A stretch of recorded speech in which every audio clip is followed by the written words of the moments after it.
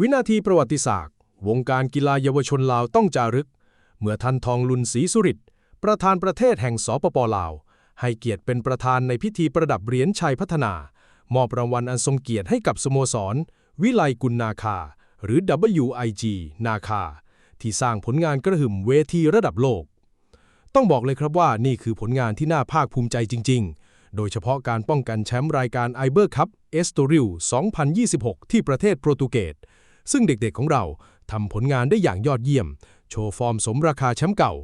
จนรัฐบาลต้องมอบเหรียญชัยพัฒนาชั้นหนึ่งให้กับท่านประธานสโมสรคุณเวียงชัยวิไลกุลและเหรียญชัยพัฒนาชั้น3ให้กับคณะทีมงานผู้ฝึกสอนเพื่อเป็นเกียรติประวัติและขวัญกำลังใจที่ช่วยสร้างชื่อเสียงให้กับประเทศชาติของเราไปชมบรรยากาศกันเลยครับ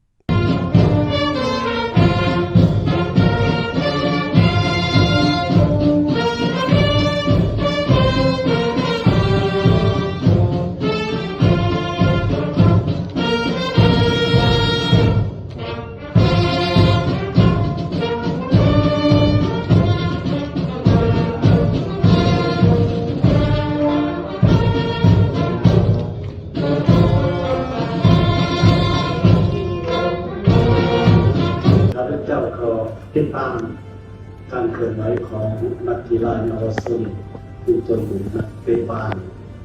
เป็นใกล้ๆมานี่แหละทีนี้เอาอีก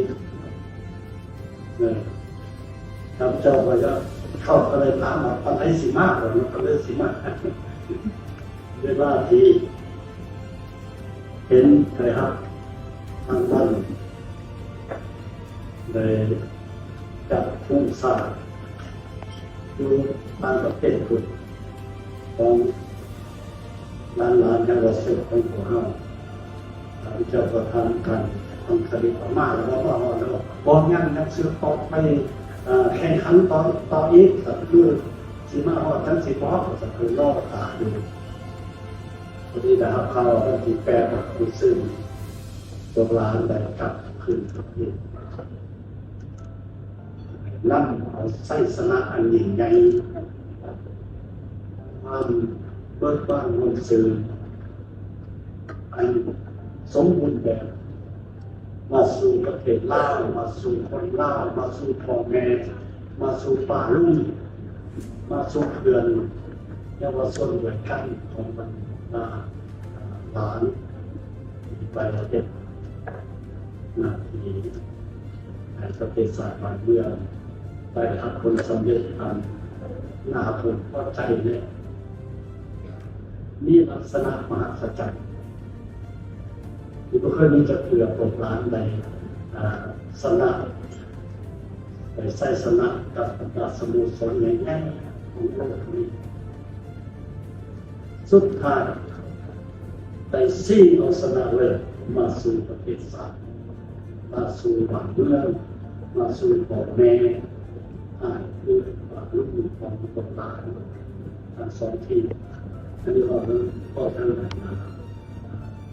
มาเป็นยังสนสนข้าพเจ้าอยากเสนอในนี้สิใส่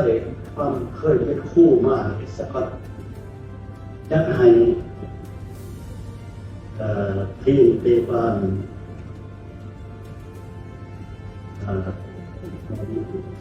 อยู่สองดับเป็นยูไอชีนาคา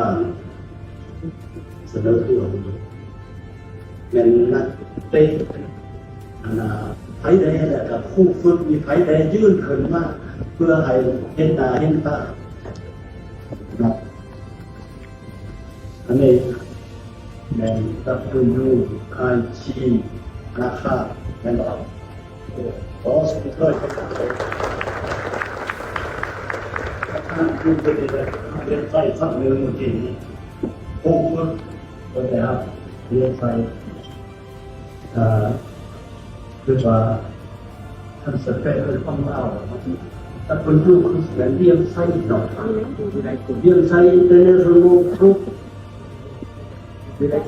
ก็ข้าหนึ่งนะตัวเข้าเป็นว่าขนาดลูกที่หนากันเป็น4 บน ที่คนลาวนับถือคนนับถือเรียกว่าใส่สำนักมาส้มเชยประธานส้มเชยครูฝึกส้มเชยประอาจารย์ส้มอกสนใจเด้อ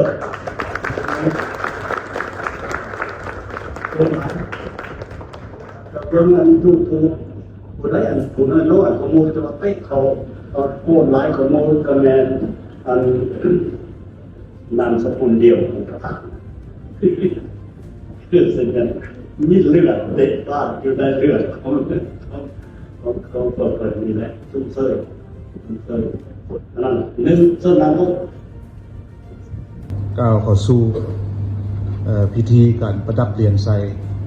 ตามลำดับขึ้นอย่างนี้ก่อนอื่นขอเชิญประธานสโมสร WIG นาคาและประธานสโมสรเบสบันขึ้นมาครับการประดับเหรียญใส่พัฒนาสั้นหนึ่งขอเชิญ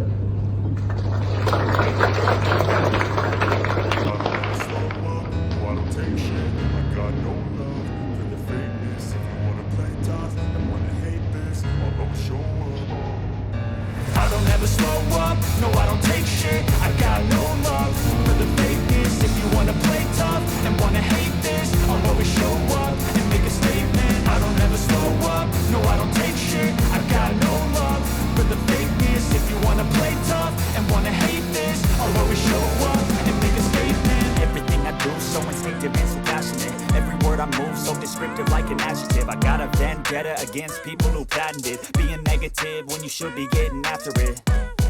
I got facts over tracks, this and that, spitting slow, spitting fast. I could roast, I could gas, think I'm okay at last, but I don't know if that can erase all the past. And the pettiness, a reflection of the emptiness. Hilarious, you think you're worth my time, you're delirious. Mysterious, because you hide behind a fake exterior. Inferior, you know I'll always be a bit superior. Get off of me, this ain't no humble brag. I want you to hear words, you can say them back. I want you to feel free from the chains at last, and to believe in what you got, it was built to last, yeah.